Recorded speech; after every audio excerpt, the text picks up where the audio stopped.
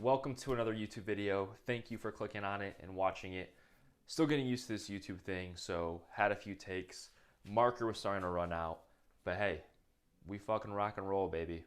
That's what we do here. So we're gonna continue to rock and roll and see how this goes. So as you can see by the title of the video, this is gonna be on how to boost your metabolism, which we all want and is a very common question I get from a lot of people. So without further ado, what is your metabolism? That's what we're all wondering. You could probably ask 10 different people, you'll get 10 different answers. Every time I ask somebody, people think, well, it has something to do with like a metabolic fire. Like you have this fire that's burning in your belly and it burns body fat. And that's not necessarily it. Your metabolism is essentially the sum of all chemical processes in your body. Simple as that. Basically, it turns the food you eat into energy so that your body can function, survive, and thrive, and it uses energy from that food, and it's this repeating process. Think of it as like a car, right? You put gas in your car in order for the car to work. That's a terrible fucking car. I haven't drawn anything since probably 5th grade, so sorry, but terrible fucking drawer. Anyways, think of it as like putting gas in your car, right? You can't drive a car. We're not talking about fucking electrical cars. We're talking about gas-powered cars. Can't drive a car until you put gas in it. That's its fuel source. It converts the gas into energy so that your car can go, right? Same thing with food. You eat the food so that your body can go, all right? Now, in terms of metabolism, we have something called our total daily energy expenditure, okay? So we just talked about taking in food. This is gonna be how many calories you burn per day. And this is a very important part of when we're talking about metabolism, okay? So the first thing that you'll see, and notice real quick how this is a reverse pyramid or a reverse triangle, or the fuck you wanna talk about it, where it's almost like a tornado, right? The base is the biggest, and then slowly as it gets down towards the ground, it's the smallest. So it goes from important to least important, or from the most to the least, all right? First, we have our BMR. This stands for your basal metabolic rate. That's just a fancy way of saying how many calories your body burns to survive, right? Just to survive, right? If you were to lay in bed all day, keep it simple. There's things that are broken down a little bit more, but just to keep it simple, think about if you were to lay in bed all day, not do anything, this is how many calories you would burn per day. So this takes the most calories per day. It is about, let's just say 70% of your total daily calorie expenditure, okay? So just from living. The cool thing is when we talk about having muscle on your body, that plays a role in here. This is why having more muscle on your body can be beneficial, because it plays a role here because it's very expensive. So this number could actually go up the more muscle you have on your body because it takes more energy for your body to keep that muscle on, okay, compared to fat. Also, genetics can play a role here too. Some people have better genetics with these things, which we'll talk about here in a second. Next is going to be your NEAT. This stands for your non-exercise activity thermogenesis. This is probably the biggest part that we have control over, and that research is showing that causes people to have higher metabolisms and to burn more calories.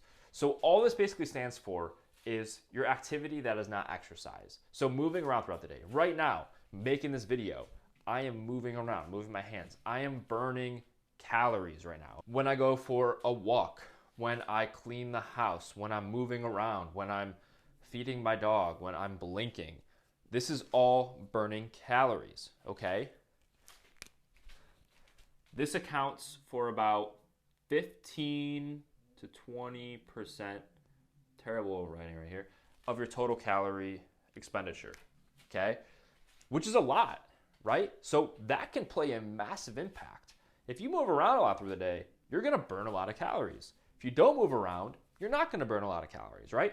And this is what we tend to see in the research, where people who are naturally lean, their NEAT tends to be probably closer to that 20-25%. They're more fidgety, right? They move around a lot more. People who might not be as lean genetically, they might not move around as much. They might tend to be more couch potatoes, right? They might not move around as less. You might notice that if you eat a big meal, you might be shaky afterwards, right? Like you might be fidgety. You might want to have more motivation to move. If you haven't eaten in a while, right, or you're lean, okay, you might notice that you don't want to move, you're more lethargic, motivation's down, you feel like a sloth. So that is your non-exercise activity thermogenesis.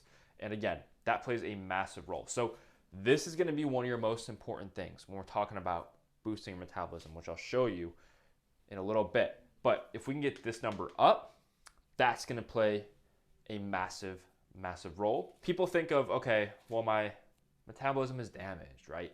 Or I can't seem to lose weight as much as I used to. And a lot of the times it's because their NEAT level's going down. As they get older, right, their NEAT levels tend to go down. So bumping those back up, a great way to do this is by steps, which we'll hear about in a second, is a great way. So that's your NEAT. Next is your thermogenic effect of food, your TEF.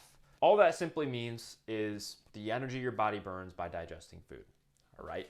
So your body digests proteins, carbs, fats, and alcohol. Your carbs and your protein take the most energy to digest.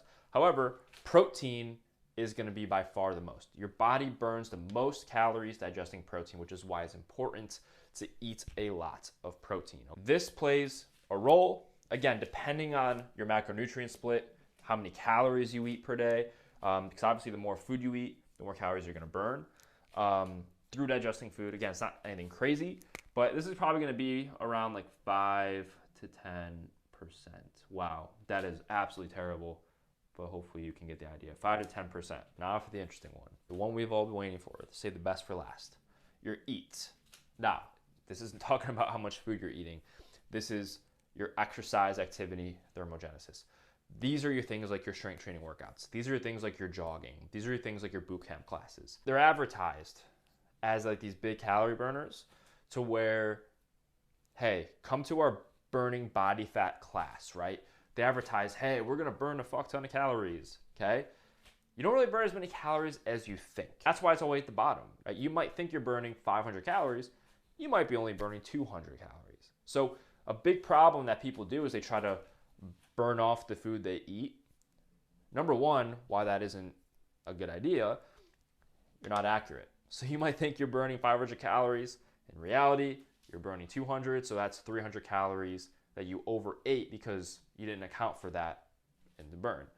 Also, sustainability. How long does it take to burn 500 calories? Probably an hour or 2 hours, right? That means you have to do that every single day to create that calorie deficit. How sustainable does that sound? It doesn't, right? Because if you miss a day of exercising and burning 500 calories, you don't burn that 500 calories, right? So it's much better to take the food away, okay, through nutrition. Eating 500 calories less is a lot easier. It's much easier to not eat those 2 pieces of pizza than it is to spend 2 hours on the treadmill burning away calories. So this counts for, again, depending on how much you do, we're gonna say 5 to 10% of your total calories burned. So as you can see, exercise is actually at the bottom. Now again, exercise is great for your health. It does burn some calories, but I don't want you to think that it is going to be the main driver. It's actually one of the least important in terms of burning calories. Think of this for health and aesthetics. Exercise, nutrition is gonna be for burning calories. But we're talking about boosting your metabolism, which we will dive into. So without further ado, let's dive into a few ways to boost your metabolism. The first way to boost your metabolism is strength training. Just got done with the workout here, as you can see in the gym. It's one of the best ways to boost your metabolism. And I'll show you some videos here of some different exercises I like to do. As you'll see, it's very basic, nothing too crazy. But strength training is gonna be very, very, very important for building muscle. And as we know, muscle is one of the ways to keep your metabolism elevated, keep you young and healthy, because the old saying, you don't use it, you lose it, right? So if you don't strength train, if you don't actively use your muscles and try to get them bigger and stronger, you're gonna lose them. And this is a big reason why a lot of people struggle with their weight as they get older, because they lose a lot of muscle mass. So you want to make sure that you're strength training, because strength training is going to send that muscle building signal to your body, right? It's going to send that muscle building signal to your body so that you know, okay, hey, we stress these muscles. We now have to build it back bigger. So when I'm talking about strength training, I'm talking about lifting weights, nothing too crazy like that. Not like boot camps, not like P90X, not these cardio classes. Those things can be great, but I'm talking about going to the gym, picking up some heavy weight, lifting it, and challenging your muscles. So lifting heavy. And you are stronger than you think, my friend. I see it all the time. I've coached females in their 20s, 30s, 40s, 50s, 60s, 70s, males in their 20s, 30s, 40s, 50s, 60s, 70s, 80s, and they all do relatively the same thing. Now, programs will be different, but they all lift weights. They all use free weights, machines, cables, progressive overload, lift with good form, and focus on the big compound movements, your squats, your deadlifts, your presses in front of you and above you, your pulls in front of you and above you, core movements, things like that. Now, how many days should you train a week? Honestly, 2 to 4 days is a good sweet spot. You don't need anything more than that. As long as you're hitting your muscle groups twice a week, as long as you're getting in the proper amount of volume, as long as you're lifting heavy and you're focusing on the big movements, all of your bases are going to be covered. And the cool thing about strength training is it doesn't take that much time. It only takes about 30 to 60 seconds, not seconds. I mean, shit, that would be cool if it was 60 seconds, 30 to 60 minutes per session to get in a solid workout. Okay. And you do that 2 to 4 days a week. What is that? Maybe like an hour to, 4 hours a week. That's nothing, right? You can easily fit that into your schedule, and it's not time consuming. And what you get out of it is so much worth it compared to doing something like 5K runs every day, which you have to spend 2 hours a day running, which who has time for that? Some people do, but I don't have time for that. If you like that, stick with it, but that's not for me. So strength training is one of the best things you can do. Start simple, start small, start with 2 days a week if you need to. You could just start at home with body weights. So you can start at home with just dumbbells. A pair of adjustable dumbbells and a bench would be perfect. Even maybe like a pull-up bar like that, or some TRX straps like that could be great. And then eventually you can just get a gym membership because it has everything you need. So the first way to boost your metabolism is strength training. It doesn't burn that many calories in itself, but it sets you up for a high metabolism in the future so that you can not only get lean, but stay lean forever. Another way to boost your metabolism is going on walks, and not just walks, getting your steps up. Because when we looked at the triangle for metabolism, one of them was NEAT, okay? And walking and getting your steps up helps increase your NEAT, your non-exercise activity thermogenesis. And some people might say, well, isn't walking exercise? Technically, yeah, you can call it that, but we're not gonna fucking major in the minors. We're just gonna keep it simple and say getting your steps up is one of the best ways to keep track of getting your NEAT levels up. Now, it's not the steps that count. Some people ask, well, what do I do if I ride a bike? Or what do I do if I go on the elliptical? Or what do I do if I do this and I just move my hands? Whatever the case may be. It's not the steps, it's the movement that counts. And steps is just a great way to track that movement. Because remember, we want data. We want to make sure that we're moving enough. We want to make sure that we're making progress. So keeping track of the data is a great way to do that. So one of the best things I like to do is just walk more, right? One thing I did, I recently invested in a walking pad for my desk because I live in the northern eastern part of the United States where it gets brutally cold. Luckily, when I'm recording this video, it's not that cold, so I can go for a walk outside, but I invested in a walking pad, so I'm going to be able to get in my steps when I'm working, when I'm studying, if I'm watching a football game, if I'm watching a basketball game or a baseball game. Just put that bad boy on the ground and I'll be able to get in some steps there. Another thing that works really well is park farther away from stores.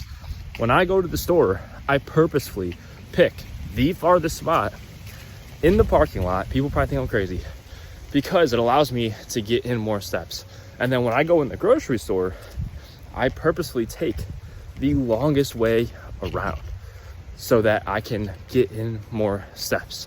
It really just comes down to finding ways to get in more activity. And believe it or not, that small sample size of, okay, hey, more steps here, parking farther away, does that really add up? That one small sample might not add an extraordinary amount, but if you have this mindset during the day, it adds up throughout the day. It adds up throughout the week. So that's one thing. Another thing you can do, if you work in a building, take the stairs. Such an easy way to get in more steps versus the elevator. And that's a great way to get your heart rate up. It's a great way to get in some activity, taking the stairs.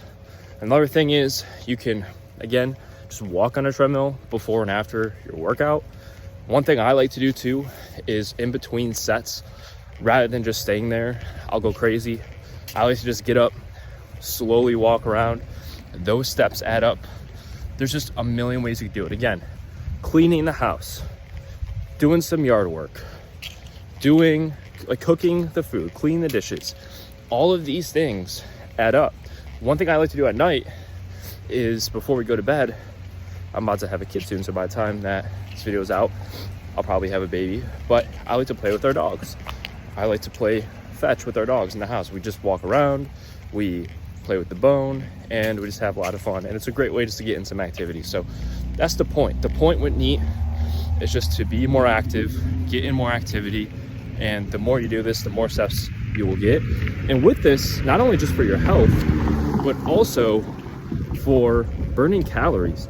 You do burn a pretty good amount of calories through NEAT. Remember, it's 15% of your calories. So if you move more throughout the day, you're gonna be burning more calories throughout the day too. And this is something that a lot of people don't think about, right? We talk a lot about eating less. And yes, nutrition is the main source of being in a calorie deficit and losing body fat. But getting your activity up, that's the other side of the equation, right? You're taking calories through food and you burn calories through exercise.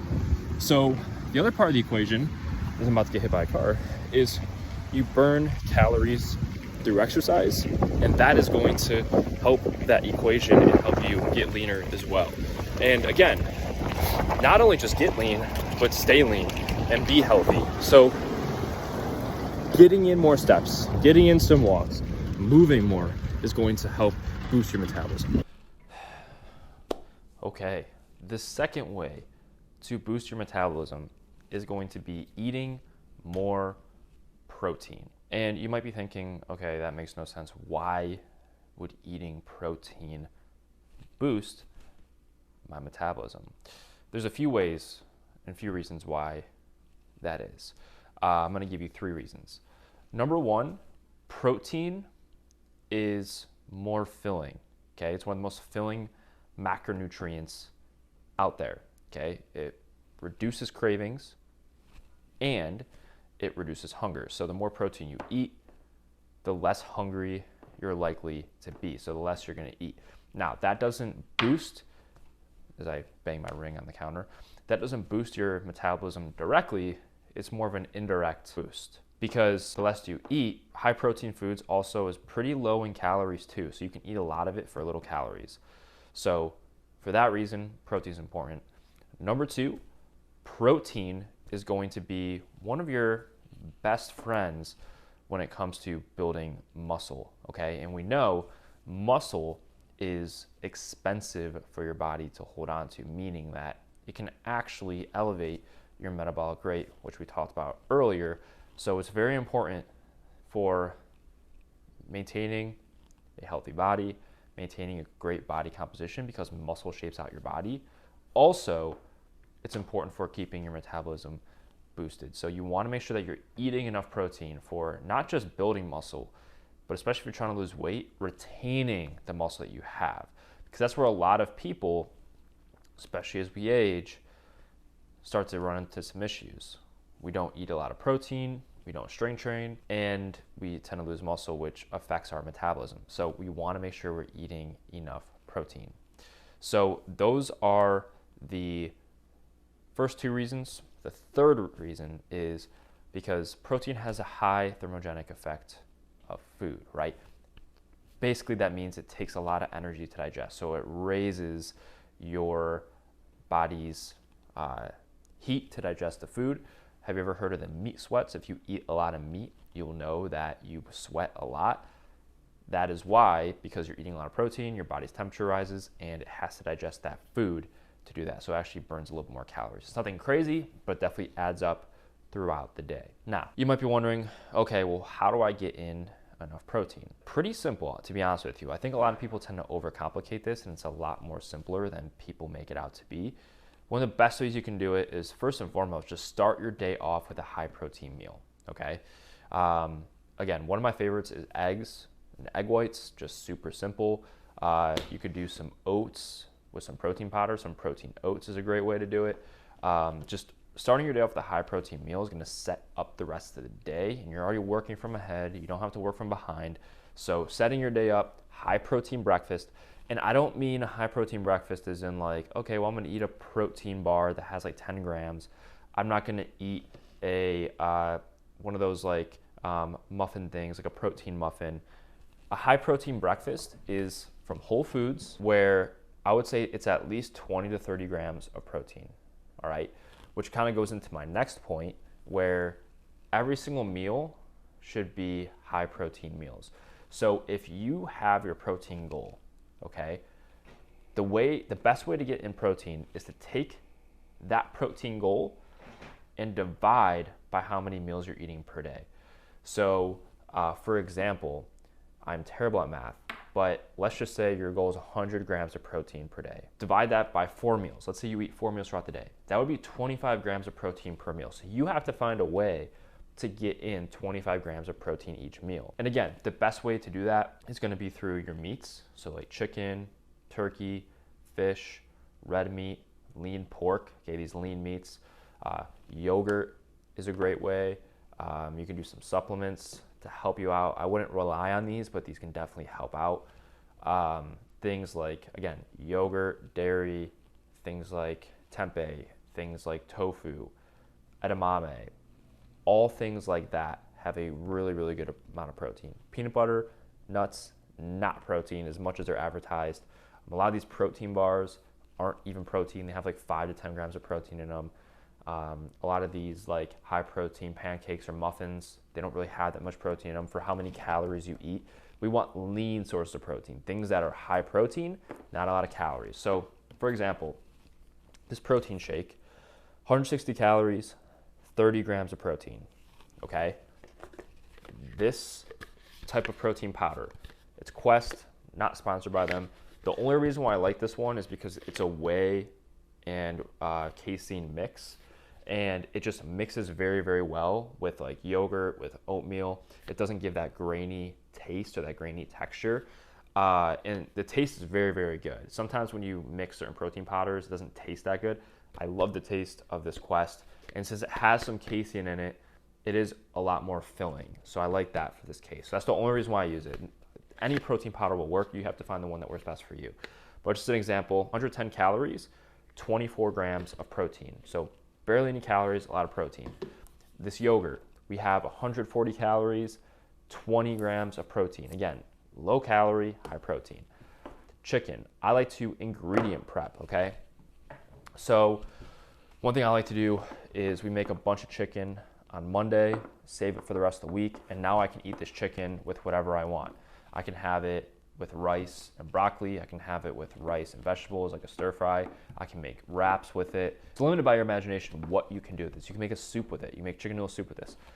But it just makes it so much easier to have this prepared. All I gotta do is just heat it up.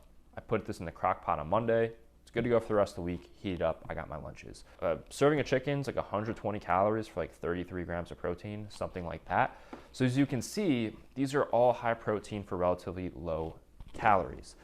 And this right here, if I had one serving of each of these a day, that would be 30 plus 25, which would be 55 plus 20, 75, plus 30, 105 grams of protein, just from having one serving of these. And these are just a little sample. This isn't all I eat. I eat a lot more than this. But just to give you a sample of how simple it is to get in more protein, and we're just talking about one serving of each of these. All right, now before we move on to the next topic, real quick, I want to show you exactly what I mean. So these protein bars are advertised as high protein, okay? So protein chewy bars, 10 grams per serving. Now, if you remember, this protein shake was 160 calories for 30 grams. All right, you can kind of see that there, 160 calories for 30 grams of protein. That's my finger I smashed on a weight, waiting for the fingernail to fall off. So each one of these is 190 calories for only 10 grams of protein. So think about that. In order to get 30 grams from this, you would have to eat 3 bars, which would almost be 600 calories for 30 grams of protein. For this, it's 160 calories for 30 grams. So that's why focusing on high protein lean foods and getting used to reading the nutrition label is going to be so important, because it's going to help you get more protein. How much should you eat? Anywhere from 0.7 to 1 gram per pound of your goal body weight is going to be perfect, because research shows if we eat 0.7 to 1 gram of our lean body mass, that's good enough. Goal body weight is a good way to estimate that lean body mass. So just taking a goal body weight, whatever that is, if it's your current body weight, if it's less or if it's more, take that, multiply that by 0.7 to 1 gram. That's the range that you should be eating per day. Now that you know what your metabolism is and a few ways to boost it per se, let's go over some common myths about metabolism and what might not be true that you once thought was true. And I believed a ton of these. So I'm speaking from personal experience. So number one is going to be eating more frequent meals or smaller frequent meals. And this one's very common. The thought process is you eat a ton of small meals so that over time you get these gradual small little spikes in your metabolism, right? So every time you eat a food, your metabolism spikes up. And the thought process is the more times your metabolism spikes up, the more calories you're going to burn throughout the day. It'd almost be like having some wood and throwing it into the fire. And every time you throw a piece of wood into the fire, that fire spikes up higher and higher, right? So that's the thought process behind the metabolism. The problem is it doesn't matter the meal to meal. What matters is what happens at the end of the day, okay? So it's not the little spikes that matter, it's the total spikes, right? So if it's a math equation, it's not the left side of the equation. It's not the 1 plus 1 plus 1. It's what equals it, right? It's the 3 that matters. Hopefully that made sense. I don't fucking know. Terrible at fucking math. So let's just say here you have a few little spikes. Sorry, this is very hard to do. You might think, oh, okay, this would burn more calories. But if you ate less meals, but you ate the same amount of calories at the end of the day, there might not be as many peaks, but since you ate more calories each meal, the peaks would be bigger. All right, so at the end of the day, it still equals the same amount. The destination to get there is different. Okay, so what matters most is how many calories you eat at the end of the day, regardless if it's one big meal or if it's 6 small meals. So number 2, your metabolism slows down as you age. When I first got into training, I thought this was true. When I first started personal training in person, my clientele base was mostly the older population, 60 and above. So I was under the impression that they were very fragile. I had to treat them differently, and that their metabolisms were super slow and they couldn't make progress because of that. And I didn't know any better. But even without knowing, I soon quickly realized that that wasn't true. Because not only did these clients start to move around better, start to get stronger, start to have less aches and pains, but they also started to build a little bit of muscle and get leaner at the ages of 60, 70, 80. And it blew my mind because I'm like, wait a minute.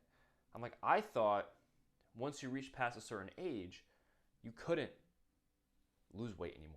You couldn't get leaner. And I was having clients, I had one client, John, who he tracked his progress through his weight belt, or not his weight belt, through his belt on his pants. And each time we would see each other, that belt would slowly start getting tighter and tighter. It got to the point where he actually had to make a whole new loop on the belt because all of the holes were filled up, right? Like he had to make a whole new thing to get the belt tighter. So after seeing that, I was like, wait, this doesn't make any sense. So I dove a lot more into the research, started studying a little bit more about metabolism. Some research actually came out where they have shown that your metabolism actually doesn't decrease really at all. It might a little bit, but it's not significant from the ages of 20 to 60. Think about that. It's pretty crazy, right? And then after 60, it slowly starts to decrease by a little bit here and there. So that excuse kind of goes out the window, okay? As long as you're strength training, as long as you're eating enough protein, staying active, you're going to be fine as you age. Now, is it harder to build muscle and even retain muscle as you age? Yes, which is again why it's important to make sure you get your protein in, make sure you strength train, make sure you're staying active. But if you do those things, your metabolism isn't going to just drastically decrease and make it impossible to lose weight like it's made out to be. I've coached enough people to know that this isn't true, but also the research backs it up. Number 3, this one's not necessarily that popular anymore, but you still might see it, is taking a supplement to increase your metabolism. I'm sure you've heard of fat burners. All fat burners are, number 1, actually, let's just talk about it. Why the fuck would you want to take the easy way out, right? Like, what's the fun in that? Second of all, in my opinion, they're a waste of money. Basically what a fat burner is caffeine. It's an expensive supplement that has caffeine. Now, it doesn't necessarily like burn more calories. Like it doesn't just like melt fat off your body. It's not like you're taking this pill or this powder or this potion and the fat is just like melting off of your body. It doesn't work like that. I mean, I guess as cool as that would be, like it doesn't work like that. What happens is the caffeine gives you a spike in energy. And when you have that spike, what happens? You want to move more, right? So the caffeine is actually making you more jittery. It's making you move more. Gives you more motivation to go work out, right? That's where the extra burn comes from. That's where the increased metabolism benefits come from. So if you're using it for that, it can be beneficial. But if you're using it for a fat burner, that's where it's kind of like, let's probably not fucking use it. Taking a fat burner boosts your metabolism, it's a no-go. No bueno. Number 4, your hormones plus genetics are affecting your metabolism. Man, I can't talk today, but we're rock and rolling with it. So maybe you watching this is thinking, hey, that's me. Raising your hand right now. You're like, Bob, that's me. Now, before I dive into it, can hormones and genetics play a role into your metabolism? Yes, they can. But that's not something that prevents you from making progress. I think a lot of people use this as like a excuse to not make progress, to not try as hard. And they say, well, it's because my hormones are all fucked up. Or, hey, I have terrible genetics. And can that make it a little bit more difficult? Yeah, it can. But that doesn't mean it's impossible. Difficult doesn't mean impossible. May you have to work a little bit harder than the other person. May you have to be a little bit more strict than the other person. Yeah, but guess what? This is fucking life. Nothing's fair. So you might have to work a little bit harder. So can they affect it? Yes, but not to the degree that you think. Now, if you have a issue that you have to go get some medical advice, obviously I'm not a doctor, that's a different story. Get some proper medication. Speak with a doctor first. But if you're a relatively healthy human being with no issues or no medical issues, these don't play too big of a role. So what ends up happening, which I'll kind of like tie into your metabolism slow down as you age, people think hormones, genetics, blah, blah. What's happening is you're usually eating more than you think. You are moving less than you think. So what usually happens here, people might think like, well, I used to be able to eat more in the past and do X exercise and lose weight. But as you age, remember, if you don't eat enough protein or strength train, You're going to lose muscle. Muscle is very metabolically active, so that means it's going to decrease your metabolism. And you technically don't move as much, right? Like as we age, we kind of get lazier, right? So we kind of have to make more of an emphasis to move more. So that could play a role into these, why you might not be losing weight. So it's not necessarily these things are a problem. It's that you're eating a little bit more than you thought, or that you used to. You're moving a little bit less than you used to, and possibly maybe you lost some muscle. 5 is a big one. This is kind of like an explosion. Terrible drawing. But metabolic damage. I'm sure you've heard of this. Some other people call it starvation mode. The thought process behind that, your metabolism is damaged so much, you've just beat the fucking shit out of your metabolism so that no matter what you eat, no matter how little you eat, you just can't lose weight because your metabolic rate is just so low. So no matter how low you drop your calories, you can't lose weight and you just end up gaining weight just from eating fucking food. If this were true, don't you think starving people would be gaining weight then? We would never, ever in the history of the earth have had people that starved, right? So when you think logically about this, this makes zero sense. Now, can people's metabolisms be damaged? In very rare cases, if you're in a calorie deficit for so long and you are extremely, extremely lean and you lose your period, you lose your libido, you are getting sick all the time, your immune system's damaged, that could negatively affect your metabolism. But for most people, that is not the case. So what ends up happening, again, it's going to tie into what I just talked about. When you drop calories super low, this is the problem with dropping calories super low. You are going to be a lot more hungry, okay? So it's not as sustainable, which means you might end up overeating.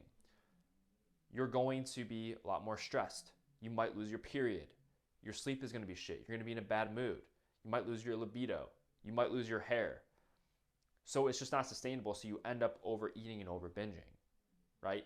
That's the problem there. So it's not necessarily metabolic damage, it's the mental and psychological things that are causing you to overeat and it not be sustainable. Let me tell you a story real quick. Back in the day, when I got into keto, I thought it was the greatest thing ever, but I was gaining weight towards the end.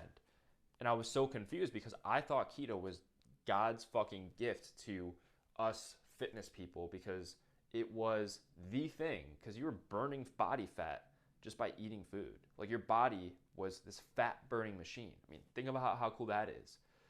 So when I was gaining weight, I'm like, what the hell is going on? I was barely eating anything. That's what I thought. I didn't realize all the extra oils I was putting on my food, all the extra fat I was putting on my food, the butter in my coffee, the binges I was eating on the weekends. That was actually causing me to be in a calorie surplus. So it wasn't that my metabolism was damaged. I just wasn't in a calorie deficit. I thought I was fucking eating less than I was. I was actually eating way more. So metabolic damage is pretty much a myth. It's more psychological than physiological. And in order for it to be physiological, you have to like be dieting for a fuck long time, super lean. These things all tied in together, right? Just to go over again. As long as you're eating in a calorie deficit and tracking your calories, you're going to be good. As long as you're eating enough protein, enough fiber, as long as you're strength training to keep and build new muscle, moving around, staying active, getting enough sleep, you don't have to worry about any of this. If you stay consistent with that, you're going to get some great, great results. Thank you so much for watching that whole video. I appreciate you a ton. Hopefully now you know how to increase your metabolism so that you can get the best results possible.